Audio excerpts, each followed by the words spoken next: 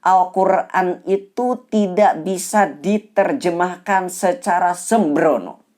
Kepada teman-teman saya yang lulusan tafsir hadis, Anda kalah ini sama Bapak Sugik. Hebat ini Bapak Sugik. Tidak pernah kuliah tafsir, tidak pernah juga mempelajari ilmu tafsir, tapi bisa menafsirkan. Anda sudah kalah teman-teman.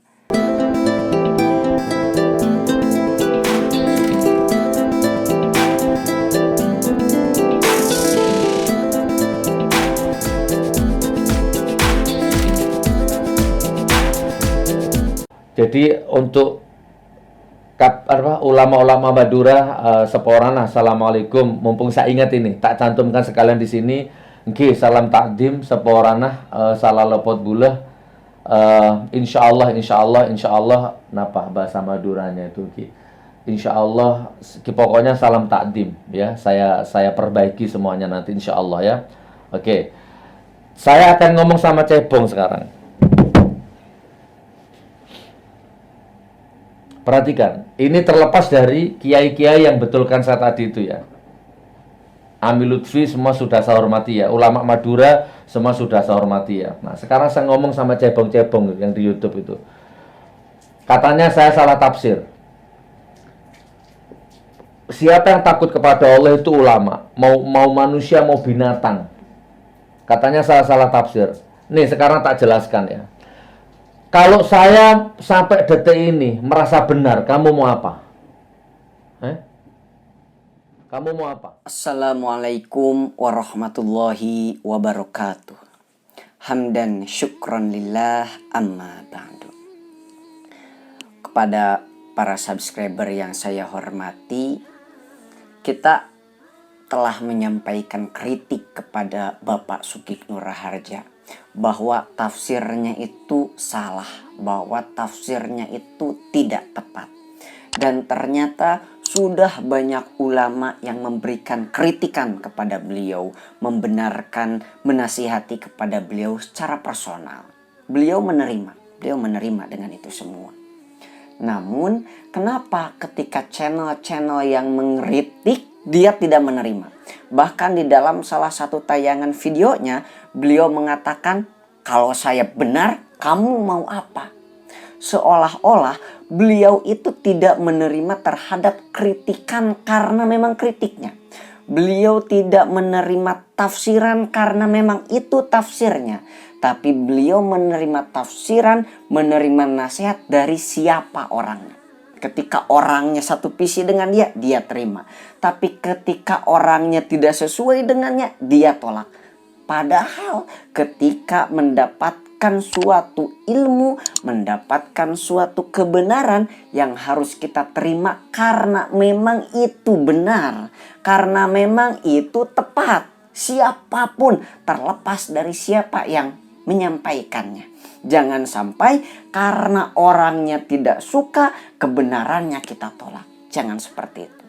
Bila Bapak Sugik Nur melihat kepada channel saya, lalu melihat saya tidak mengkritik Bapak Jokowi atau ulama-ulama dari NU, mungkin belum Pak.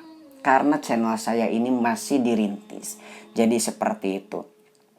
Kita bisa rujuk kembali ke dalam Al-Quran surah Fatir ayat 28. Saya kembali membuka di kitab Ibnu Katsir, tafsir Ibnu Katsir.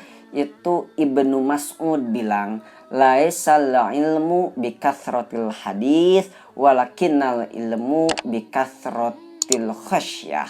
Bahwa yang disebut ilmu itu bukan banyak menghafal hadis, tapi yang disebut ilmu adalah takut kepada Allah.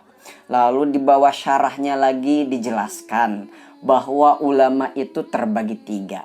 Yang ulama terbagi tiga ini pendapat Sufyan Ats-Tsauri. Masih dalam kitab tafsir Ibnu Katsir. Beliau membagi ulama pada tiga. Yang pertama adalah mereka yang kenal kepada Allah dan kenal juga terhadap perintah Allah. Yang kedua adalah mereka yang kenal terhadap Allah tapi tidak tahu perintah Allah. Yang ketiga, mereka tahu perintah Allah tapi mereka tidak mengenal Allah. Nah, dari sini kita bisa melihat bahwa ulama itu banyak spesifikasinya, klasifikasinya. Maka dari itu ulama seperti apa yang dimaksud dalam ayat ini yang innama yakhsyallaha min ibadihil ulama. Kepada para subscriber yang belum menonton video saya sebelumnya, silakan ditonton. Tetap yang dimaksud ulama dalam Al-Quran ayat ini adalah pada mereka yang tahu kepada Allah. Tahu kepada Allah dengan pendekatan ilmu. Dengan pendekatan ilmu, mengamalkan ilmunya, takut kepada Allah, khasyah kepada Allah adalah buah hasil dari mengamalkan ilmu. Karena sekali lagi, Al-Quran itu tidak bisa diterjemahkan secara sembrono. Kepada teman-teman saya yang lulusan tafsir hadis, Anda kalah ini sama Bapak Sugik. Hebat ini Bapak Sugik. Tidak pernah kuliah tafsir, tidak pernah juga mempelajari ilmu tafsir, tapi bisa menafsirkan. Anda sudah kalah teman-teman. Wah, tapi kan bisa itu ijtihad. Setahu saya syarat ijtihad itu sulit dan itu susah. Syarat menjadi mujtahid itu setidaknya ada 5. Yang pertama Islam. Yang kedua baligh. Yang ketiga takwa. Yang keempat memiliki kepintaran. Yang kelima memiliki akal yang sehat. Ketika membicarakan memiliki kepintaran, ini sangat pelik. Seseorang itu harus tahu Al-Quran beserta ilmu Al-Quran, beserta tafsir, beserta asbabun nuzulnya. Memiliki pengetahuan yang dalam tentang hadis beserta asbabul wurud dan juga ilmu hadisnya.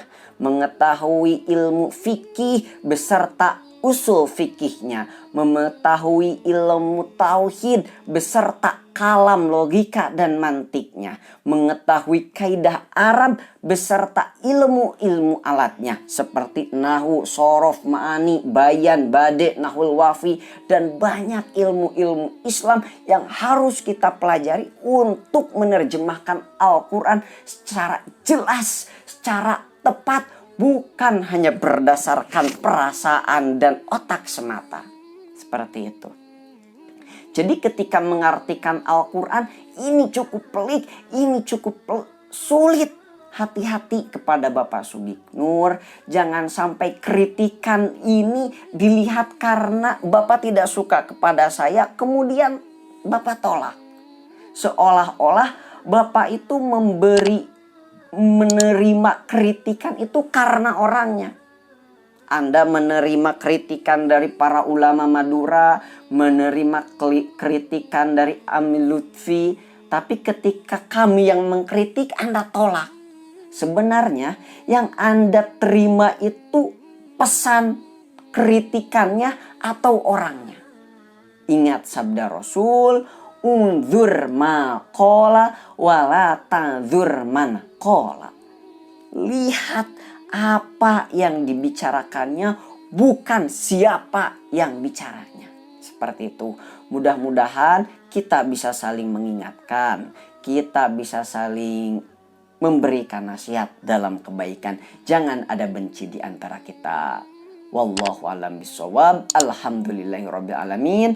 Wallahul muwaffiq ila aqwamit thoriq. Wassalamualaikum warahmatullahi wabarakatuh.